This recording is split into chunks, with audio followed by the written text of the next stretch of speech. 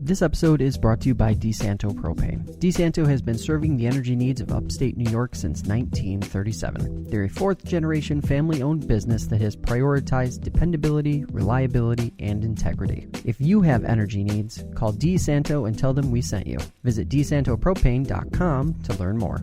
And by the Fox family of dealerships on Route 5 in Auburn. Check out their vast inventory of new and used cars by visiting foxdealerships.com.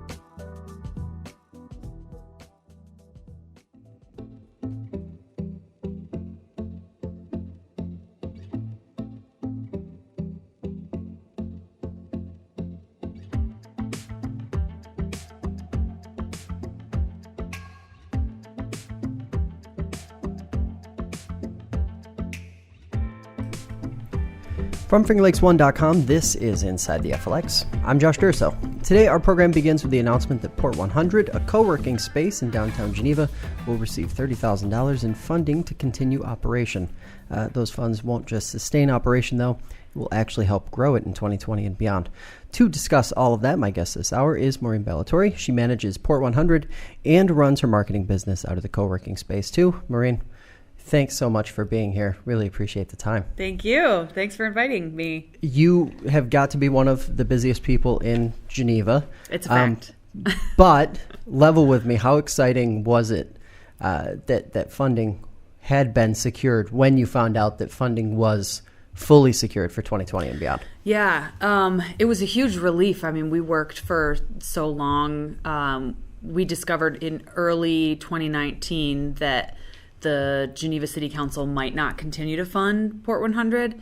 And so the worry kind of started there. And then definitely escalated in October when we discovered that we, in fact, did not receive any funding from Geneva City Council.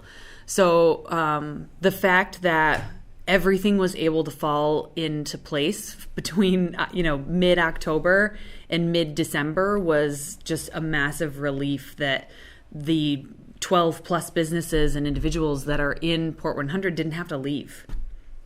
Well, it felt on the outside, obviously, it felt very sudden. The announcement from City Council that they weren't going, the decision seemed very sudden. It seemed to take shape in only a few weeks. But like you said, it was actually months and months of worry. Yeah. Talk us through what that felt like, just sort of the day-to-day of having to, deal with that and wonder if Port 100 was going to exist the way it does now come January. Yeah. I am very stubborn. And so it was really never a possibility or an option for me that Port 100 would close. So regardless of what happened with council, I was confident that we would either find sourcing, and support from some other source, or 29 Design Studio would step up and take, a major role in continuing that forward, just, shifting some things around that were more beneficial for our agency. So failure wasn't really an option in my mind. Mm-hmm. Now, obviously, before this year, before 2019, I should say, Port 100 was thriving and has been thriving for several years now. Walk us through sort of the evolution of what the last few years have looked like for Port 100 and what it looks like now, present day, versus what it started out as 3 years ago. Yeah, certainly. So when Port 100 began in 2017? 2017. Thank you. It was, I think the primary intention and thought was that businesses were going to come in there, use it as an incubator space, and then graduate out and, continue to grow the businesses that occupy storefronts in downtown Geneva. That was the original idea. But really we found, and I think everyone was a little surprised by the fact that people that came in there wanted to stick around. They didn't want to use it.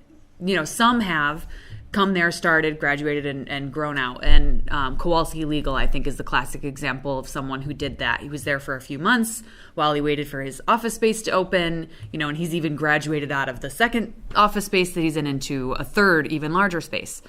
But I think what nobody expected was that people were going to want to stay and grow and incubate their businesses within Port 100 and not want to leave. And so we see that more than we see, folks leaving, which was surprising. But there's something special about co-working and about people being able to work together and have, an instant culture and camaraderie with a bunch of other like-minded people, even if you're a company of one.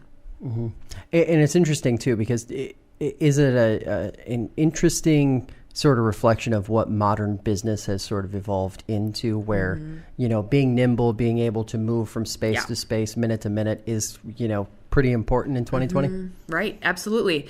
And think of it from the startup culture aspect of it too, that, you're a company of one and, you're growing, but you're solving problems, throughout the course of your day. And you've got a community of people who are either solving those same problems for themselves or have already done that, and can offer some advice, as you're starting. So certainly the culture of remote workplaces, flex workspaces is absolutely where things are going. And 29 Design Studio, I started that, our growth as just me at Port 100. Our first employee we brought on, who works there with me every day. We have a secondary co-working space in Rochester and another co-working space in Albany. And so it works for us because we can just, create that instant culture for our people without having to have an office that we pay massive rent for, that we heat and, we sign a long-term lease for and all that stuff. It's that flexibility that people can have. So now that the funding has been secured, walk us through what some of the changes might be that are coming in 2020 and beyond. Yep. So there's three things that we've committed to in order to receive the funding from Ontario County Economic Development Council. And so the first one is that we're building out some semi-private spaces within the co-work. And so that means that we wanted people to have somewhere that they can have a semi-private, one-on-one meeting with a friend or a colleague, or a visitor or something like that. So that's the first thing that we're working on.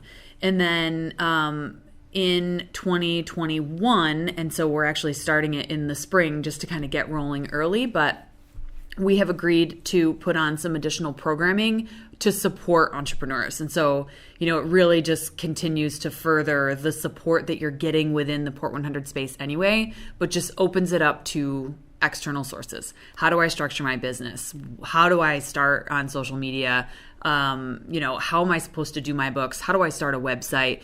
Some of the stuff that, all startups struggle with. So that's the second thing. And then the third is that we've committed to just have more people come through there, and so I think it's 20 more businesses that will pass through the space in the next 3 years. We've had 30 in the last 3.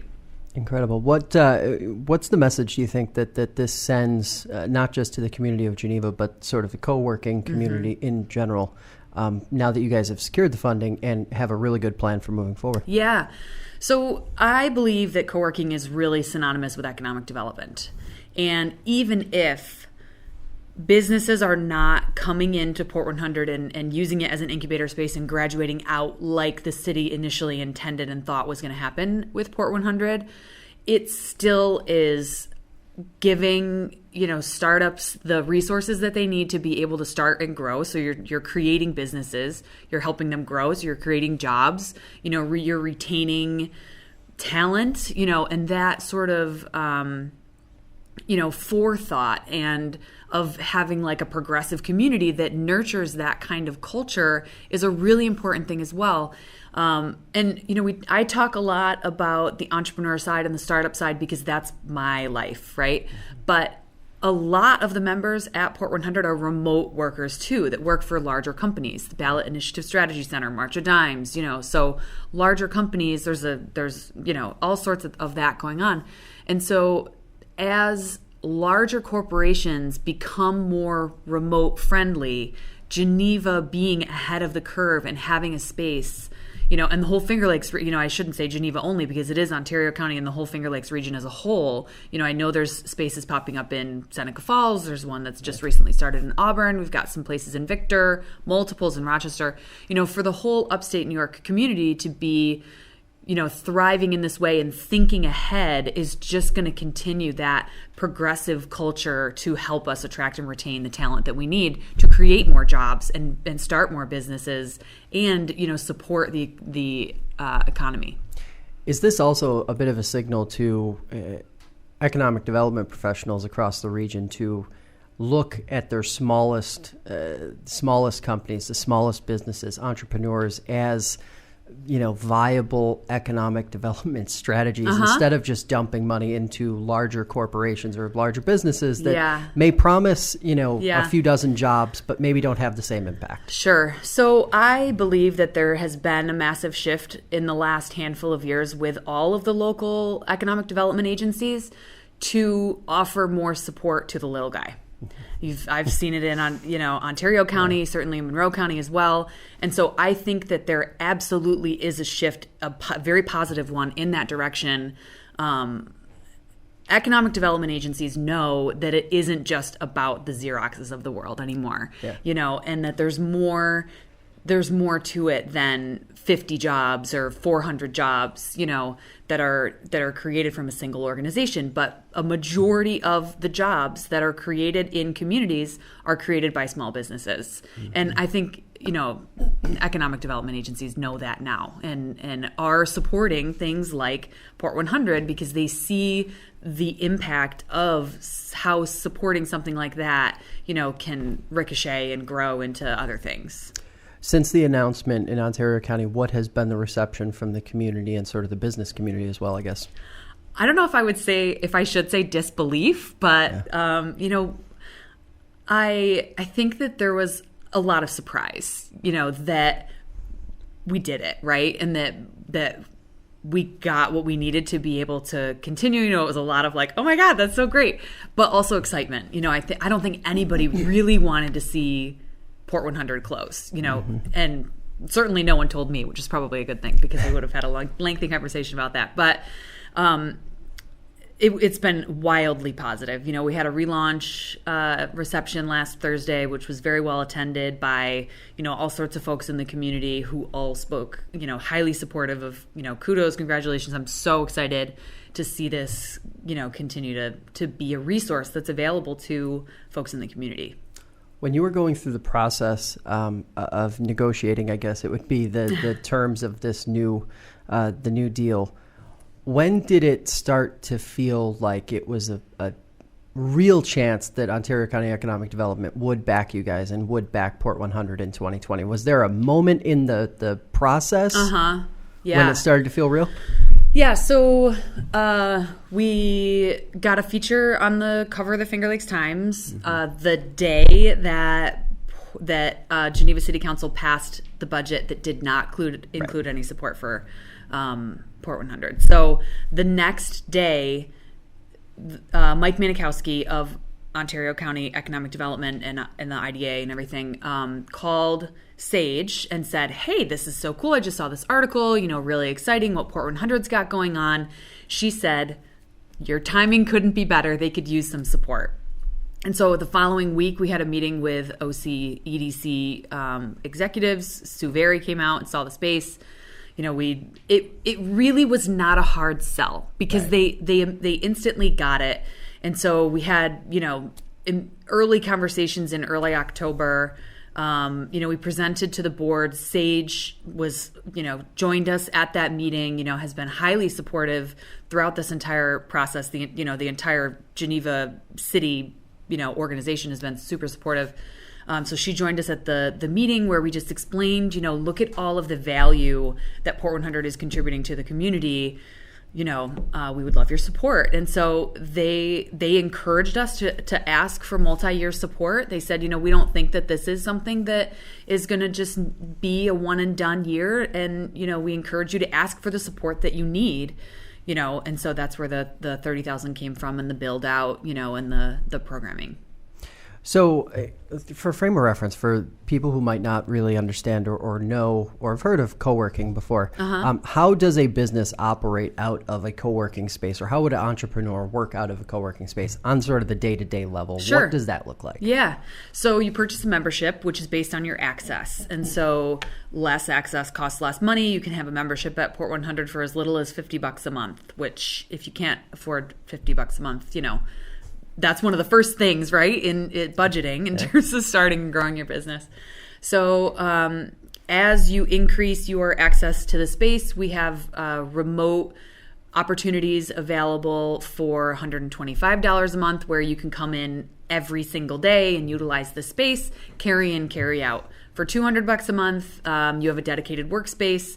With all of those, you can have an office address. I mean, and that's a challenge too, right? For startups is, well, where do I see clients, and, what is my office address and all that stuff. You can have a downtown address for your business that's not, your living room or your kitchen table. And so for some, there's benefit in that. So between $50 and $200 a month, you can utilize all of the resources within the co-work. What are the ingredients that make a successful co-working space? Culture. I mean, a prioritization of culture is really the most important thing. There's basics, right? You have to have, clean workspace, fast internet, a big thing too is proximity to great places to grab a quick lunch. Yeah. That's one of the things that makes Port 100's location so great. I think we keep Char open because we're there so often. And FLX Frybird, we're all big supporters there. So the location is a big part of it, but really the people who come into Port 100 and stay there because they love the people, and it's when, especially as a remote worker, someone who works for a larger company that they can work from their living room. That's why they choose to come into Port 100, is because of the people that are there, and the relationships that you can have with the other members. And I wanted to get into this a little bit. Obviously, the sort of the landscape of co-working in general with WeWork sort of going through a very public failure. Challenge. Okay. It doesn't really translate. It's funny because you can watch that storyline, and if you knew nothing about Port 100 or nothing about all these great local options as far as co-working spaces go, you would have a broad misunderstanding of how successful operations like Port 100 have been. So I guess what I am curious about is not just the reaction or sort of the state of co-working in general, but how you guys cut through that noise so that people understand what really is going on. Yeah. I mean, I think that one of the things that Port 100 really hangs its hat on is the community support piece. We're not just looking to make money. I mean, frankly, we're just looking to break even. But we believe in offering a community service, the support that organizations need to be able to grow. And we do open co-working days once a month so that even without a membership, you can come in and utilize the space and meet the members and benefit from the community that's there, regardless if you have the resources or not to be able to do that. And so I think that is one thing, a small co-work in a small town that has worked for us, and I think that WeWork's woes have come from a variety of other things, poor management, and it's different on a scale that large, right? It's with anything. Yeah. It could be that you're selling digital cameras and you're competing against Kodak, right? That it's all about how you choose to do business and the day-to-day decisions that you make on a regular basis to move the organization forward, and so co-working, especially with what WeWork is going through, definitely has been a challenge. But WeWork's challenges have also helped people get a little bit of a better understanding of what co-working is, regardless of that. So I'm a silver lining kind of person, and that's the silver lining for me. Absolutely. And it is clearly silver lining. How freeing is it being able to, you mentioned it a minute ago, operate Port 100 without necessarily worrying about making a profit? Yeah. Being able to have that support in the community without having to worry about the money. Right. Well, and that's the big reason why I think we're so grateful for, OCEDC being able to see the importance of the contribution that the community service that Port 100 plays and contributes to the community. So it is a huge relief to not have to worry about how am I going to live off of this? It's just something that frankly is probably a very poor business decision in my mind, for me, because I'm taking, time and energy away from growing 29 Design Studio to keep Port 100 alive and growing and thriving and all of this programming that we're planning to put on and stuff like that. But it makes sense to me because I believe in the impact that it has on the community. And your business, 29 Design Studio, yeah. How has that grown and evolved while you've also been taking care of Port 100 as it has grown and evolved? Yeah. So they're hand in hand in my mind. I mean, we're all in on the Finger Lakes and, we're all in on Geneva and Ontario County. Yeah. So, those things being synonymous just makes sense for us, really. And it's also a nice added perk that what Port 100 stands for, supporting the community, providing resources, regardless of what your financial state is and stuff like that, is something that I align with 29 Design Studio too. And so for the synonymous culture and, community support aspect of it, it's just made sense for both organizations to be able to grow. Turning the clock back about 3.5, 4 years, what would you tell what would present day you tell 3.5 year ago version you about this whole process, and maybe a lesson or two that you might have given yourself back then so that you didn't have to learn it in the harder way over the last few? Man, that's a tough one. So 3.5 years ago, I worked at a law firm full time. I had a toddler and an infant at home, and still was questioning whether or not I wanted to go off on my own, but really ultimately knew that I wanted that control and I wanted to be able to build something that I was proud of, like I was raising my kids to be good people. I wanted to start good businesses. So I left the law firm and, started working in coffee shops with 29 Design Studio. We moved into Port 100 the day that it opened. I knew it was just what I needed. So what would I have told myself, the law firm version of me, about what I've learned so far? Is, I guess, just to keep going, and that the tenacity and the stubbornness that I definitely got from my father does have a place in business in a good way, like without being like a stickler, stick in the mud in like it's in a bad, stubborn way. But in that's Port 100 succeeded because I refused to let it close, and that's something I'm very proud of. If you were talking to, and I'm sure you do have these conversations from time to time, when you talk to folks who maybe are interested in starting up their own co-working space in other communities, what are some of the things that you sort of try to instill in them beyond that that vigor and that energy of not giving up?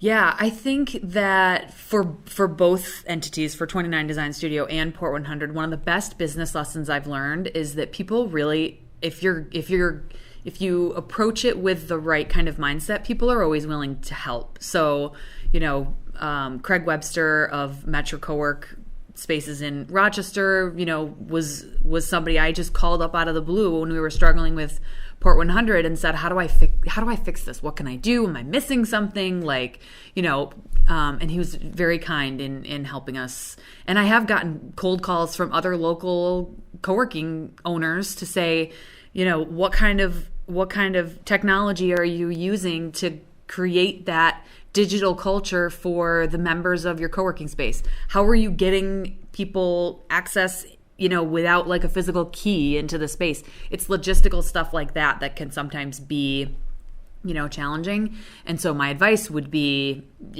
it's what the worst thing that can happen if you reach out to somebody else for help is that they say no. Mm-hmm.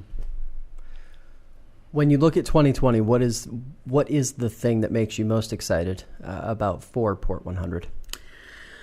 So we are finally going to prioritize some of the programming that we've really wanted to do, and we've sort of had fits and starts about that, over the past couple of years. It was something that was in the original plan for Port 100 to do some regular, either monthly or quarterly programming. And so now we are bringing that to the forefront. I'm working with Hobart. Port 100 is working with Hobart and William Smith colleges. Craig Talmadge and I are leading a 6-week marketing accelerator program where students of the college as well as community members will work together to create a marketing campaign for a local beneficiary business. And I'm really proud of all of the parts and pieces, and I won't begin to claim that I did that on my own. It was something that Craig and I, dreamed up. But it just hits on so many points that make sense for everybody. It gets the Hobart and William Smith College students ingrained with the community. It gets the community, access to some really in-depth, it's a 6-week program, a really in-depth programming that they can take back to their organizations or their own business ideas. And it benefits local Main Street businesses that couldn't have otherwise afforded, that kind of research and execution. And so it's stuff like that, all of those synergies really coming together. Think of that without OCEDC, without, the collaboration of the colleges, without, all of those things coming together, that in particular would not have been able to happen. And so I really think that we're laying all of these really smart building blocks to be able to continue to grow in some really exciting ways. Exciting stuff. And we are really happy for you guys getting that secured, getting the funding secured. Last question for you. How can folks learn more about what you guys have to offer? How can they sign up for membership at Port 100? Yep. So all of the details are available at port100cowork.com. We have all of our events on the website, and you can RSVP on the Port 100 Cowork Facebook page. Tours are available anytime, and you can send a Facebook message or respond to us via the website to schedule one of those tours. All right, Maureen, thanks so much for the time. Thank you. Thanks for joining us this hour on Inside the FLX. I'm Josh Durso, and we'll be back next week with another episode. In the meantime, download the fingerlakes1.com app to have the latest local breaking news, alerts, and podcasts delivered right to your hand each and every day. Follow and subscribe to the show on YouTube, Spotify, and Apple Podcasts. If you enjoy the program and can support us, head over to patreon.com/FL1 to pledge monthly support. If you have an idea for a show or simply want to let your voice be heard, drop us an email or leave us a voice message by visiting InsideTheFLX.com. Thanks again for listening. I'll see you back here next week.